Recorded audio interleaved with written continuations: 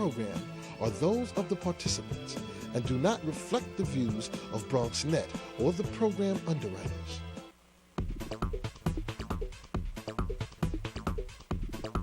BronxNet. Your voice, your views, your vision. Hello and welcome to Open, the one and only show that opens the Bronx and the rest of the world right to you. I'm your host, Darren Jaime, and today we'll update you on what's happening in and around our community as well as around the world. Coming up on today's show, Governor Andrew Cuomo unveils his vision for New York State in his annual State of the State address. We'll break down what exactly that means for New Yorkers and specifically right here in the borough of the Bronx. Plus, New York City Mayor Bill de Blasio is shoring up his cabinet. We'll talk about his new appointments as well as his vision for New York City. The Northeast may be severely impacted by the extreme cold, but those living in St. Vincent and the Grenadines are still trying to recover after the harsh weather devastated their country on Christmas Eve. We'll tell you exactly how you can help. And opera artistic director tells us about their 2014 season premiere, a show you don't want to miss. And also, Wellness Solutions is here to make sure that you kick off the new year right, taking care of that body and being healthy. And finally, we'll sit down with an artist who's trying to bring awareness to homelessness through art. So we encourage you to stay tuned because all this and much more is heading your way, because right now we're officially open.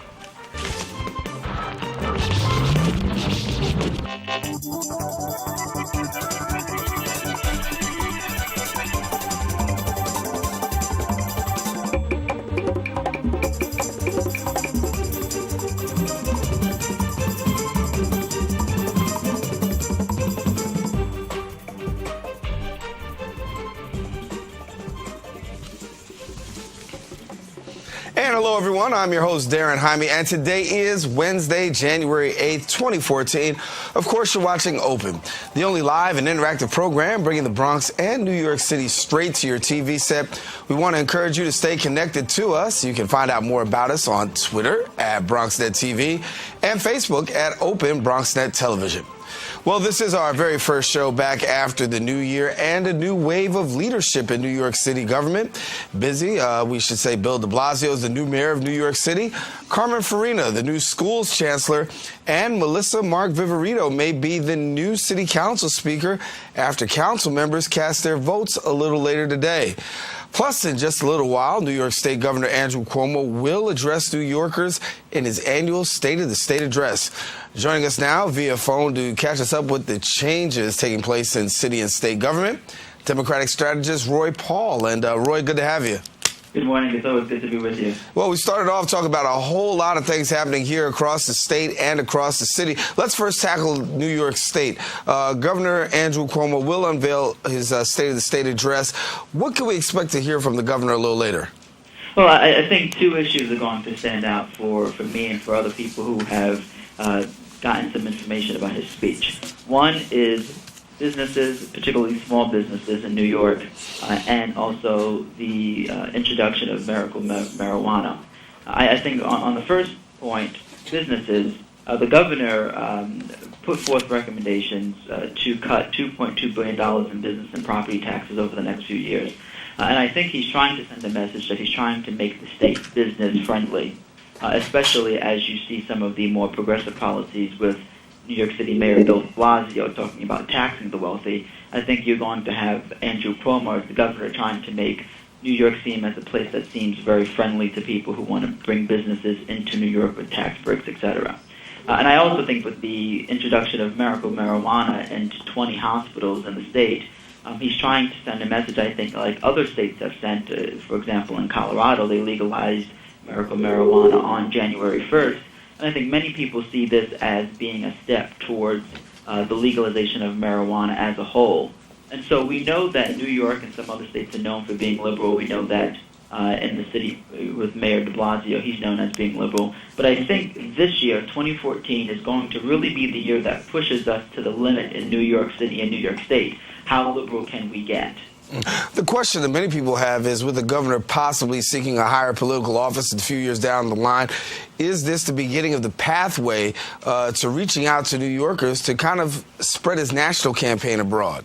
Yeah, well, I think before he can talk about a national campaign, he really has to make New York a place where he can see him as if he's a very populist governor. And I think historically, New Yorkers haven't necessarily fared well on the national scale because you have to appear moderate during the primary seasons. And so this is why I think certain policies can be pushed, but they can only be pushed so far. And so I don't think he will go to the full legalization of marijuana because that's not going to bode very well for those moderate voters that will be voting in the primary. So, the legalization of medical marijuana is something that he really had to do because he was getting pressure from members in the legislature, both houses, as well as other states that aren't seen as progressive as New York. And so he couldn't step forth on the national scale without pushing forth some very specific key issues that other lesser-known progressive states have pushed forth, like medical marijuana. Let's talk a little bit on the New York City front as we're talking about New York City Mayor Bill de Blasio. Just a few days in office, but definitely hitting the transition very hard. And possibly we could also see Melissa Mark Viverito as being named City Council Speaker. Yeah, I think with Mayor de Blasio coming in to office, there was a sign within his camp that he had to find people who agreed with his ideology. And in New York City, believe it or not, that was proven to be very difficult. You see that a lot of the administrations coming in take people who come from prior administrations. His first deputy mayor, for example, is a politico, straight up and down, has worked for governors 30 years in Albany, for example. And so his difficulty was trying to find people who believed with his ideology of being and he is very liberal, but appearing to be moderate within the sector of city government. And that is more difficult than a lot of people think. Because while many people say, you're a Democrat in New York City, not everyone is as liberal as some people would like to profess. So I think some of his appointments, people are still holding out hope. Not necessarily in the appointments, but in the man who made the appointment. So when you talk about the police commissioner, a lot of people say, well, Bill Bratton was the architect of stop and frisk. But I think people are hoping that with Mayor de Blasio at the top, putting down his message to those like the commissioner and like the school's chancellor, that his ideology will be pushed down instead of those that many people think are carried with Bill Bratton and some of his legacies. But admittedly, some people say, listen, you said that you ran a campaign against stop and frisk, but yet and still when you bring in the architect of stop and frisk, how are New Yorkers supposed to interpret this? Yeah, I think one of the things that everyone has to keep in mind, and I understand the criticism. I spoke to the people within the National Action Network who also believe the same philosophy. But it's important to note that when you are hired by an individual, you really take on the ideology that they espouse. If I was hired by Mayor Michael Bloomberg and I was the police commissioner, it doesn't really matter what policies I put in place. If Mayor Bloomberg says, we want to keep stop and frisk in place, either you keep your job and you keep stop and frisk in place, or you go and get another job. And so we have to really look at what Mayor Bill de Blasio is saying in terms of how he wants his policies to be shaped, and that's where everyone else takes their cues. Well, you've heard some critics who actually said New York is a little bit of, New York City should be able to see someone different at the police commissioner helm. You've seen William Bratton, you've seen Ray Kelly come back. Are there not more qualified individuals across the United States when you're talking about canvassing and vetting for a possible police commissioner position? Why are we seeing the same people over and over again? Oh, without a doubt. There are always more qualified people, and if you looked within the police department, you would have found qualified people. I'm always a big proponent, if it were me, of bringing people outside of an institution to run it. I think, when you talk about housing and urban development or NYCHA, for example, I would like to see someone from NYCHA who lives in NYCHA, who understands the issue of NYCHA, run NYCHA. That's an ideology that it would be a long time coming. It would be very innovative and progressive. But I think there are certainly other people who could do the job, and in some cases can do it a lot better than quote-unquote professionals who've been doing it for a very long time. But it really comes down to, the individual who's in the seat. And, these are why moderation discussions and community forums are very, very critical and important to understanding where the ideologies are with the people who would be running the city. I remember I moderated 2 debates for the candidates running for mayor, and in each of those debates, it was very important for me to ask specific questions about where they stood on particular issues, the kinds of people that they would appoint to different offices, and how radical will these people be if they were to be elected? And everyone says, I don't pay attention to the forums. They're not important. I will only wait until we get to like the top two candidates, and that is a huge mistake. This is why the vetting process and the campaigns are so important. Mm-hmm. Let me ask you before we get out of here, Melissa Mark Viverito expected to get the amount of votes from the city council today when they vote to be the new city council speaker. What can we expect from her as council speaker? Yeah, and it seems as though that's where it's going. I think Dan Garodnick from Manhattan doesn't seem to have the votes, although he's going to have some protest votes and people who will still vote for him, just so that she doesn't get the 51 majority. They don't want her to walk away with the unanimous vote, but it seems as though she's got enough votes to clinch the speakership. What we're going to be paying attention to is she going to leave a different legacy than Christine Quinn? Is she going to be someone who rules with an iron fist? That was one of the big critiques of Christine Quinn, that if you disagreed with her, she handed down the gauntlet, she reduced your staff, she took away your discretionary funds. Will Melissa Mark Viverito really be a speaker for all of the council members and distribute resources fairly, or will she be one of those who say, you know what, it's my way or I'm going to cut your resources? And, of course, we'll continue to find out. She's expected to be voted in later on today. The governor giving his annual State of the State address in just a little while. And, Roy Paul, of course, we got to bring you back so that way you can break it down in further detail. Thanks a lot, Roy. You got it. All righty. Well, stay with us because we do have to take a quick break.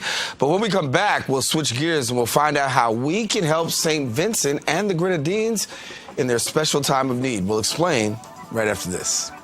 Barry, time is running out. According to my calculations, 1 in 5 kids in America struggles with hunger. How can so many children face hunger when there's more than enough food to feed them all? Babadoo. You're right, Barry. We can help solve hunger by teaming up with Feeding America to get food to hungry kids in communities across the country. Help Flint and the Feeding America network of food banks get food to the people who need it in your community. Find your local Feeding America food bank at feedingamerica.org/hunger. Together, we're Feeding America. A single ember from a wildfire can travel over a mile. That ember can ignite and destroy your home or community. You can't control where that ember will land. Only what happens before it does. Visit fireadapted.org to learn how you can help protect your community from wildfires. Imagine what you'd see if every child had a book to read. So the mission is for us to get a book to each and every child. So let's join hands, book people unite. Unearth hidden passion. Come on, we'll have a good time. One book could be the finest battle made. Helps to change a life. People unite. Read to a child today and spark a lifetime of ambition. Long before I was in Hollywood, I had a grandmother by the name of Estelle Marie Taylor, positive role models to make sure that I was on the straight path. Big Brothers Big Sisters carefully screens volunteers and places them in long-term mentoring matches with kids who face adversity. With more volunteers, especially men, and more donations, every little who needs a big can have it. Start something. If it's been a while since you've been involved, start something again. Learn more at bigbrothersbigsisters.org. Adopting a new pet is a rewarding experience. And Shelter Pets makes super pets. Your new best friend will steal your heart, bring you happiness, and enrich your life for years to come. You can make a difference in the life of an animal. Adopt and bring home a Shelter Pet today. To find out more, visit theshelterpetproject.org. While many were festive and celebrated during the holiday season, St. Vincent and Grenadines suffered devastating damages due to flooding and landslides after a major storm hit the country. The storm claimed at least 9 lives, left 4 persons missing, and has left many without basic needs. You're here now to tell us how you can help is Selman Water, and we're pleased to be joined by Mr. Selman Water, who is also the Consul General for the St. Vincent and Grenadines. And thank you very much, Consul General Waters, for joining us. You're welcome. Thank you very much for inviting me. Well, certainly, as we said, the holidays were not a good and festive time across in the Grenadines. Give us a little bit about where things stand right now. Well, as you said, it was very bad. It was very bad. While people were preparing for the Christmas celebration, the trough came through, unfortunately, and many people were not prepared for it. So there was tremendous damage in St. Vincent and the Grenadines and St. Lucia and in Dominica. But I think St. Vincent and the Grenadines suffered most damage. As you said, 9 lives were lost, roads destroyed, homes destroyed. And quite a number of persons are in shelters. I think about 62 people are still in shelters. The cost of repairing the damage by the committee, as the Prime Minister expressed, would be over 500 million Eastern Caribbean dollars, which is a tremendous amount of money. Out here in New York, we are mobilizing to send down resources in Vincent. There has been a lot of resources sent down in terms of clothing, foodstuff, water, medical supplies, and much more. Yes. And when you call when they call the Consul General's office, I know a lot of people have been concerned about being able to reach their loved ones, finding out exactly the status of how things are. Have most people been able to be in contact with their families? Well, yes. The communication system is still good. The people have been using telephone, they've been using the Skype, they've been using the Magic Jack, and they've made contact. Apart from those who may have lost their houses and are in shelters, but people, by and large, have been able to reach their families. They've been calling in on the talk show programs from here, and they have made contact, which is still very good. How can we here in New York play an important part in this recovery effort and also being of assistance? Well, there has been a tremendous amount of donations, as I've said, but the major need, the most outstanding need at the moment is for money to send down to the government and to the agencies to rebuild these homes and houses, to rebuild the infrastructure. We have sent down quite a bit of other resources, but I think the outstanding need that is of strongest priority is money. And we have set up 2 accounts. The organization called NEMO in St. Vincent, which is the National Emergency Management Organization, they have set up a Bank of America account. We have formed here a relief committee, and we too have set up an account. It goes under the name of SBG Community Inc. Inc. And that's a Chase Bank account. So anyone who wants to make donation, they are free to write a check or a money order to SBG Community Inc. and mail it to us at the consulate. Or they can go straight to Chase Bank and make a donation to this account number. The latest numbers that we had was 9 lives lost, 4 missing right now. Any update as regards to those who've been missing? No, they're still missing. Apparently, the rivers overflowed the banks. Retaining walls were removed and people were swept away. So those who are missing were apparently swept out to sea. And we may never find them. They're still missing. So sad. What are the hardest hit areas, if you will, in the islands? The hardest hit areas are mostly the northeastern areas and the northwestern areas. These are the areas where the mountains are stronger. The runoff water from these high land areas coming back into the river valleys have been tremendous. There's a Bocament area on the western side, the Vermont-Bocament area, the northwestern area in terms of the Rosebank area, the northeastern area in terms of the Connery Basin from Sword Rivers, and northwards up to the Sandy Bay area. The Sandy Bay areas, the Garifuna areas, there was tremendous damage in those areas, mainly the bridges, the roads, and some houses. Any idea about the rebuilding process in terms of a timetable? Because we know when we hear things like Katrina and we saw what happened in Haiti, we knew that the time for, even right now, there's still a rebuilding process going on in Haiti. Any idea how long it's going to take to get back on your feet? Well, it will take the availability of the resources. I know the government is mobilizing resources. We have gotten some building materials out of Trinidad and Tobago. And other friendly countries are making financial donations. The Prime Minister and his cabinet, they are mobilizing for a team of builders, contractors, and engineers to begin the building process.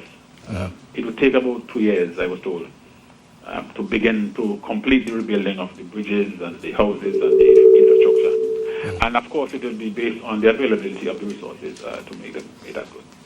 How well has the United States responded to this tragedy? Well, we have not gotten a direct response from the United States government. But the people living, some people in the United States have responded positively and putting together whatever they can. But we have not heard of the United States per se responding. We have heard of the United Kingdom government responding to give some assistance to the 3 islands. But we have not heard of a direct response. I don't know if government made a direct request to State Department. I don't know, but we have not heard that. So to this moment right now, no response yet from the United States government? Not that I know of. Not that I know of. Okay, so for those of us here in New York, of course, we want to play a part. So you said cash donations are some of the things that you definitely are looking for. So for a person who wants to give cash donations, let's run down where they have to go and what they need to do. They can mail check or money order, make out to SVG Community INC. They can mail it to us here at the consulate, 801 2nd Avenue on the 24th floor, Manhattan, New York, 10017. Or they can go to any Chase Bank in the area and make a donation to the account number 537759511. Or they can visit the site that was set up, svgrelief.org, where you will get much more information. But I would like to say, though, anybody who wants to make donations can call our numbers, because you will find at times like these, there are people who would set up bogus accounts and try to cash in on this kind of a thing. And it's not everything that you would see is legitimate. So I will give 2 numbers to call. One is my number, the Consul General at 347-634-1877. Or you can call the Deputy Consul General at 347-414-0477. If you call those numbers before you make a donation, you'll make sure that the donation you're going to make is going to be going to the account that is legitimate, and we'll make use of it by sending the money down the center. Well, thank you, Consul General. And before we let you off, I want to ask, for people who are saying, listen, we want to be able to see our dollars go to action, is there a way that they can go to a website or have a particular look to see exactly how the relief efforts are coming along? NEMO, NEMOSVG.com. Okay. NEMO is the national organization in charge for distributing all this relief effort. If you go on the website, you would get an idea of exactly what is happening. All right, Selman Waters, thank you very much. He's the Consul General for St. Vincent and the Grenadines. We thank you so much for joining us, and the best wishes in the recovery effort. Our prayers are out there with you. Before you go, yes. I would like to thank the Garifuna community for responding, because Garifuna really belongs to St. Vincent. So we're looking for some strong support from our Garifuna brethren. It might be a good thing to say, well, we're sending down this money and it's from the Garifuna coalition in New York. That would go a very, very long way. I love it. All right. Well, thank you so much, Consul General Waters. Have a good one. You too now. Take care. Bye-bye. All righty. Well, we do have to take a quick break, but when we come back, we'll have more on a show that you don't want to miss. Stay tuned. We'll be right back right after this.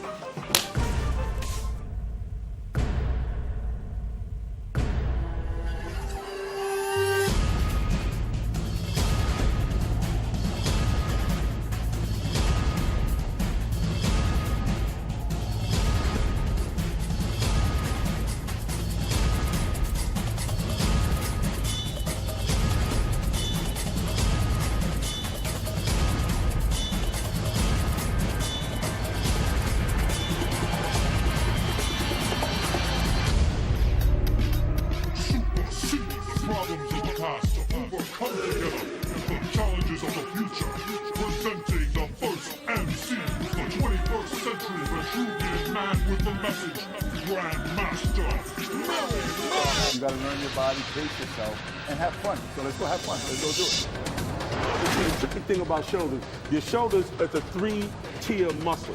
You have your front delt, you have your rear delt, and you have your mid delt. So when you're working out your shoulders properly, you have to do 3 different exercises.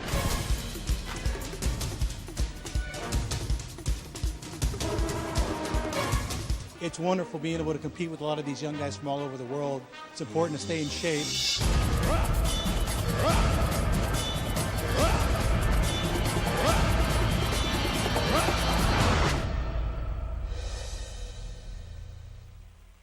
I already knew that I was going to go to college, from a young age. definitely want to major in political science. After that, I'm going to get my law degree. Then I'm going to come back to Detroit, boost the economy, become the mayor or something, try to make the situation better for other people. I feel like I owe it to the city. I'm determined. It's gonna happen. My name is Justin, and I am your dividend. Being a dad can be tough. No. What do you mean she's not coming? When's the fairy princess coming? Any minute now. But when you're willing to do anything, It is I, Cruz Zinkerbell. Okay, time for cake. it's always worth it. I know it's really you, Guru. I'm just pretending for the other kids. The smallest moments can have the biggest impact on a child's life. Take time to be a dad today. Call 877-4DAD-411 or visit fatherhood.gov. And welcome back to Open. Darren Jaime here with you. I know the cold weather has kept you behind closed doors, but on January the 11th, the Bronx Opera will present the New York's premiere of the Kirk Meacham's opera, The Rivals. And it's going to be at the Lovinger Theater on the Lehman College campus. And here now to tell us what we can expect is our artistic director, Michael Spearman. And I'm glad to have you here. I mean, a couple of our guests have been adversely affected by the weather, and glad to have somebody sitting across from me. Well, thank you very much, and Happy New Year to everyone. Happy New Year. Happy New Year. Yes, we're performing The Rivals at Lehman here on the campus in the Lovinger Theater. They will be on Saturday evening, the performance at 7:30, this coming Saturday, January 11. And there will be a repeat performance on Sunday afternoon, the 12th, at 2 p.m. in the same location. Then next week we perform down in Manhattan at the K Playhouse of Hunter College.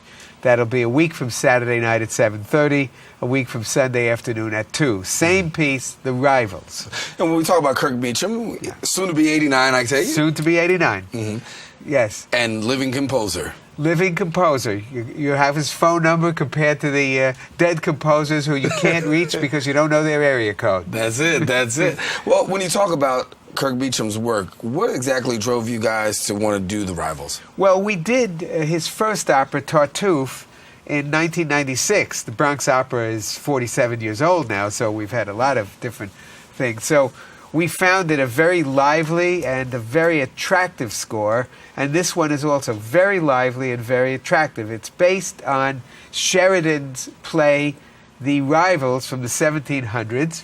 That play introduced the character Mrs. Malaprop, who would mistake words like participation for precipitation and things like that. And, of course, that went into the dictionary. It's now malapropisms, and there are tons in this show. The show is very funny.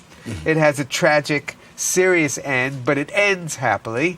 The music is very attractive, and we have a wonderful cast. So if people come out to see it, I think will enjoy it. Of course it's in English. We do every opera in English, but this one originally was in English with an excellent orchestra. Ben Spearman, my son, the very talented director. We are both Bronxites, and so bringing an opera like this to the Bronx is a special pleasure. We've had wonderful support from some of the local public officials, the former councilman Oliver Coppell and the present councilman Cabrera, and Jeff Dinowitz, who's a very great friend of BronxNet, as well as many other public and private supporters. Give us a little bit about the cast and crew. How long have you guys been working on this? We began working in early November with a month of music rehearsals, then a month of stagings, and then after quite a little hiatus in Christmas, we came back in this frigid weather and have had a number of rehearsals, and we'll start performing, as I say, on Saturday night. We also have a special performance for 500 Bronx public school kids of this on Friday morning. We have a very active arts and education program. We visit the schools, Co-op City, the South Bronx, Central Bronx, and the kids really get into it. We find that kids are a special, wonderful audience for the arts. They come in without preconditions. Right. They are not prejudiced. Adults tend to have minds made up. The kids are not. The kids have this idea which says, if you interest me, I am interested.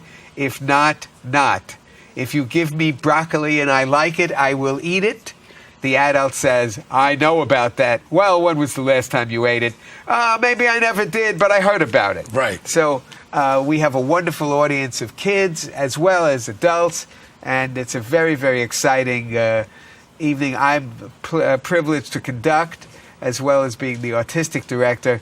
The artistic director, of course, catches everything because he's the one whose phone number everyone gets to call, and he doesn't get to give out the phone numbers in the same way he gets his. You brought up kids a little while ago. I want to ask you a question about kids. Because Sure. when you talk about school, one of the things that gets cut many times is music, arts out of schools' budgets. And when you look around, you see a lot of kids who really would love to participate in music and arts. Your thoughts on the fact of the lost art of music and arts in schools? It's a tragic situation, and it has to do with the fact that people do not understand the concept of education as being something that what you experience in the present, in fact, is something you apply in the future. Well, how can you judge that? So therefore, arts and music do get cut. The problem is that in the present, if the Bronx Opera and arts and culture were to disappear, no one would really find its impact as great as, for example, if the sanitation department disappeared and therefore the garbage wasn't collected. But what happens is that if arts and culture disappear, people have less to live for, and the quality of the environment in which they live tends to diminish. Now, of course, that's a long-term proposition, unlike collecting the garbage. And therefore, it is much, much harder for people in the present to judge the impact of the arts when it is an impact that has much more subtle consequences in the future. But, of course, we try to bring that message, all of us do, and something like the Bronx Opera and the Rivals is a small, little part, but a significant one in doing that. And finally, of course, people need to have experiences outside of themselves. When we survive in this frigid weather, and when we try to make a living, and when we cope with things such as what you were talking about with your first two guests, the tragedy that weather produces in the Caribbean, why what happens is that is something very, very important. But if one spends one's whole time in reality, one eventually can get bogged down in the grimness that some aspects of reality create. And of course, that is true and important. But when they go to the arts, when they see a beautiful picture, when they listen to gorgeous music, when they come to the theater, they are transported outside of themselves up into the stratosphere. And people need to spend some time in the stratosphere as well as down on Earth. Well, January the 11th, you can get up into the stratosphere because the Bronx Opera Company will be doing the Rivals. And once again, let's tell them where the performances will be. The performances will be at the Lovinger Theater on this campus of Lehman College, Saturday evening at 7:30, Sunday afternoon at 2. The tickets are very modestly priced, and you can get them by simply coming to the Lehman College box office and buying one. We have senior citizen and student discounts. We want people to see the show and go into the stratosphere. Well, Michael, have a good one and break a leg out there. Well, not with the cold weather. We don't want to say break a leg, but have a good show. Happy New Year to everyone. All righty. Thanks. Thank you. Michael Spearman from the Bronx Opera Company, artistic director. We thank you for coming and sharing with us. But guess what? Got to take a quick break. But when we return, I should say, we'll be talking to another artist that's actually helping raise awareness for the homeless. Find out how he's doing it when we come back right after this. Wow, these are really good. You act surprised.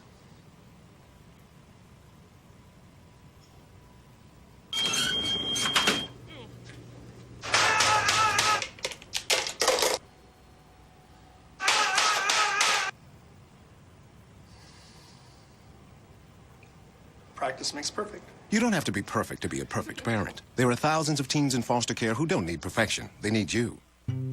NFC, AFC, offensive linemen, defensive tackles, quarterbacks, and cornerbacks are all working with United Way for a million little reasons. The kids of our communities. To ensure their academic success all the way to graduation day. You see, it takes about 12 years to create a graduate, but it takes the same time to create a dropout.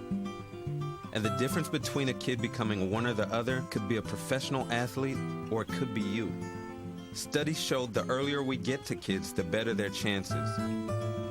So become a United Way volunteer reader, tutor, or mentor, and make a difference in the life of a child, for the life of that child.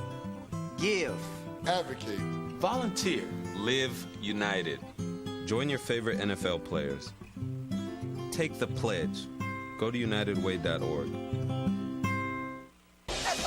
Adopting a new pet is a rewarding experience. And Shelter Pets makes super pets. Your new best friend will steal your heart, bring you happiness, and enrich your life for years to come. You can make a difference in the life of an animal. Adopt and bring home a Shelter Pet today. To find out more, visit theshelterpetproject.org. You wouldn't let money just blow out of your house. So when your AC or heater is on, make sure the doors, windows, and fireplace flue are shut tight.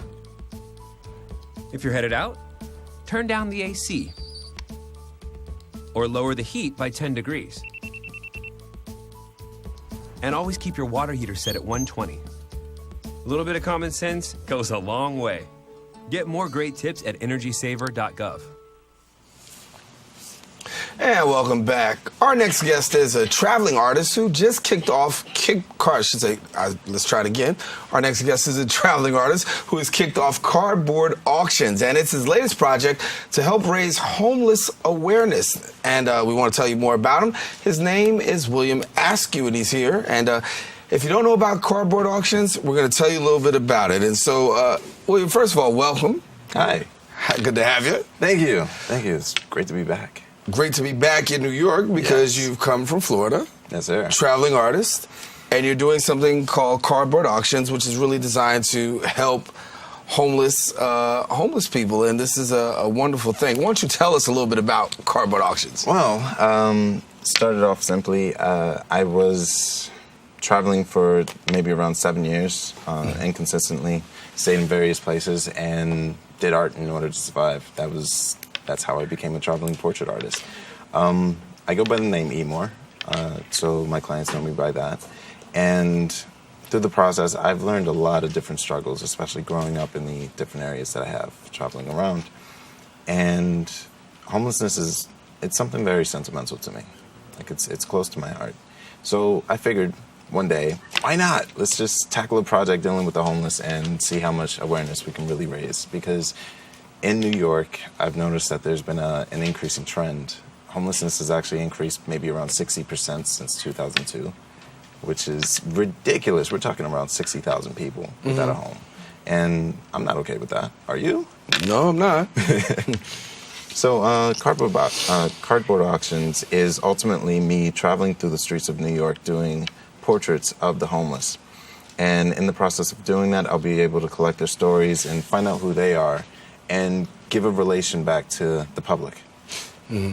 When you talk about your art and doing these portraits now, I understand that you've told me that you have to have about 1,500 done, I should say, by June. That is definitely the objective. It'll be very fun to see how I struggle through that, but perseverance is key.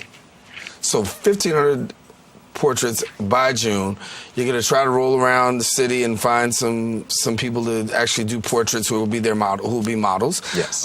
And so what happens for models who agree to be a part of this portrait? Well, models who agree to be a part of this portrait, with the intent of this project, it's very interactive with the public. So we're talking about a live public auction for each piece that's done. We're talking maybe around 8 pieces per model, and then 60% of the funds sold live will go to that model. and from there we'll be able to take it from there. Though at the end of each month, there will be a larger scale show dedicated to the overall atmosphere of this project and the progression that I'll have from day one to the end date, which will be probably the last Friday of June. Might be extended a tad bit. We'll see. So when you talk about doing this, you roll this idea out, you've got some people who've actually joined along as sponsors. Yes, I'm very, very happy to mention that a few individuals that I've met, a few corporations down in Florida, have agreed to sponsor me, which is actually why I'm able to be here today. I'm very happy. Studio 7 Cafe from Cape Coral, Florida, as well as Giselle's Organic Harmony from Homestead in Miami, and the Right Side Poets Cafe, in which has helped me through and through, and Circus Arts United, a large artist collective that recently started up and has a booming reputation down in Southwest Florida. When we were talking a little earlier, you gave me a little bit saying that Florida really, shaped you in a new kind of way. How did that happen? Well, I went down there after a really distressing time in New York.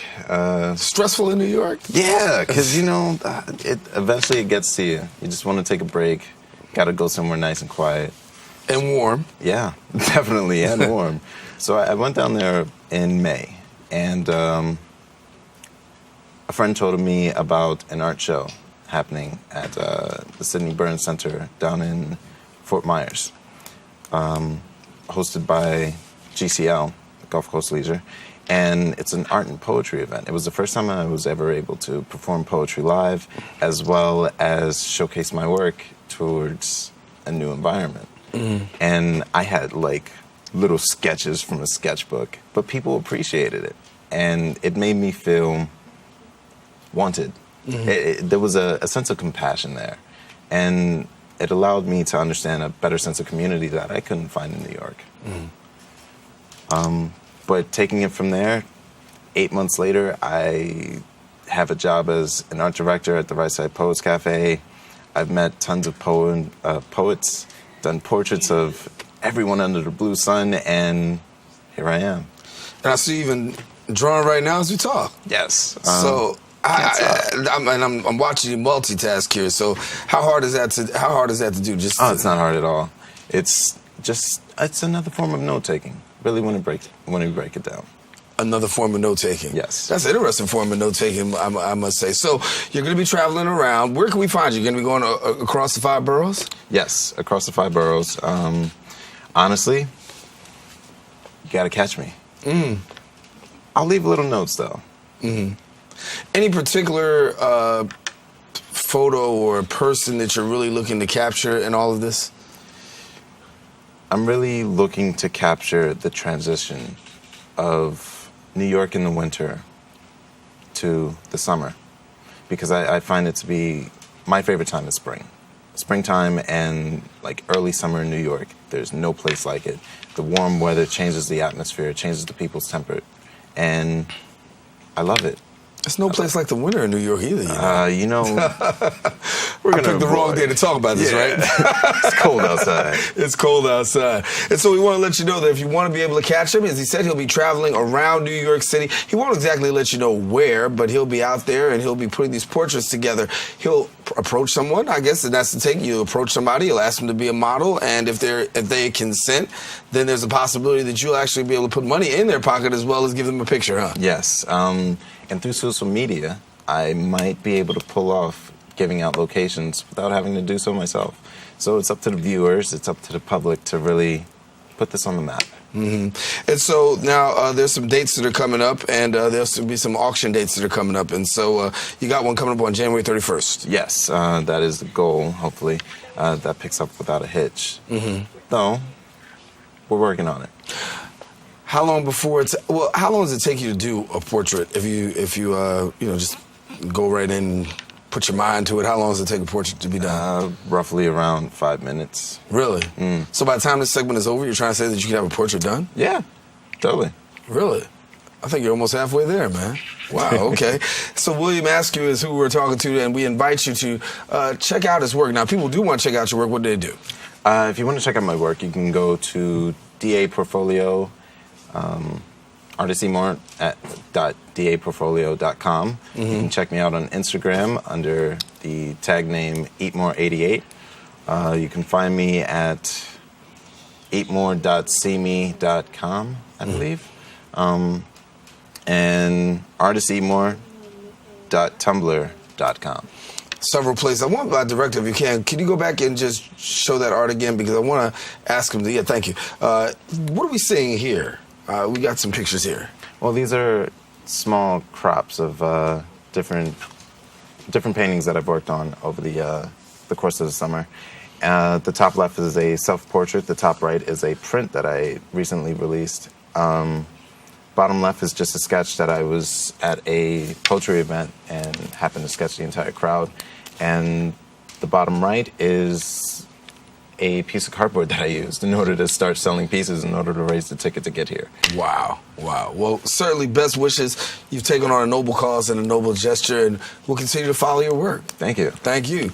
Mr. William Askew here with us, and of course, stay tuned here to Open to find out more about where you can catch him and the work that he is doing, and we'll let you know what's going on. All right, well, we do have to take a quick break, but when we return, we're going to discuss how you can get a healthy start into the new year. I mean, the new year's already started, so you should have already started, but if not, we're going to help you.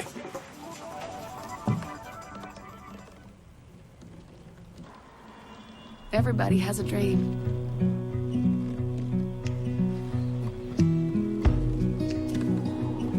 Mine was to see the ocean. And with a little help,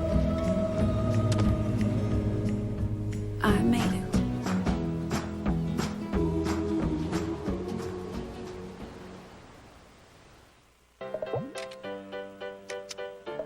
I don't know what's happening. Start a new chat. What did I do? Okay. Wow. That is so weird. Hey! Hi! Oh my gosh. Hi! God, I don't even know what to say right now. I'm so nervous. Gia, you're so big. Come closer to the camera. Wait, now you're in my face. That was so good.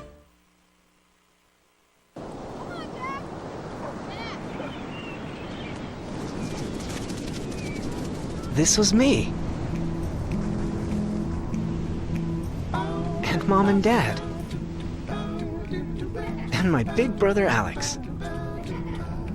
And Jack.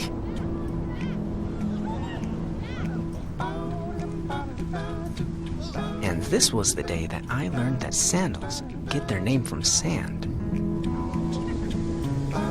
That jellyfish aren't made of jelly. That stars don't just come from the sky.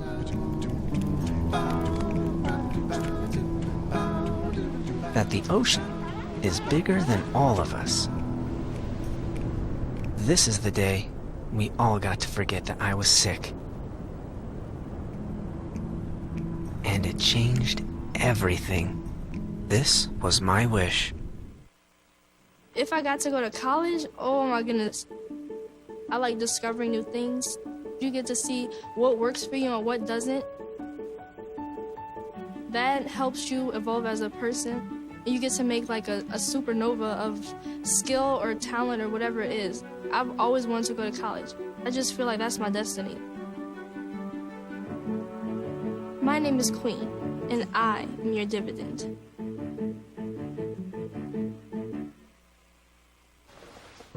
Maybe he's really focused. Maybe he likes spinning the wheels. Maybe he just loves trucks. Preoccupation with objects is one early sign of autism. Learn the others today. Well, with the new year comes New Year's resolutions, and many people are interested in learning about what steps they could actually take to live and have healthier lives in the new year. And we have a wellness solutions that will steer you in the right direction. Now, here now to tell us more about the holistic health practitioners, Violet Santana and Indira Santana. We welcome you both to the show. Thank you. Thank you for having us. Okay, so let's preface this. The new year is upon us, right? You're trying to help me to do a little bit better. We are trying. We're trying. Mm-hmm. There's a lot of people who want to do this. Mm-hmm. And so you're starting off by telling us one of the great things that we can do is probably cleanse our colon. Yes. All right, let's walk through this a little bit. Okay, so at My Wellness Solutions, we created what we're calling Operation Cleanse. Mm-hmm. And it's basically a 2-week virtual cleanse. And here we kind of are going to talk to you a little bit about what we're recommending during this cleanse. Mm-hmm. It's based on food. So the biggest mistakes that people can make when they're cleansing is stop eating. They get on, I'm not going to eat anything today, but that's the worst thing you can do because that's not really going to help your digestive system to eliminate everything that you put into it during the holidays. So we're going to start with what you shouldn't eat when you're cleansing. What I shouldn't eat when I cleanse. Okay, before let's do this, let me talk about cleansing as a whole in general. Why is it important that we should cleanse?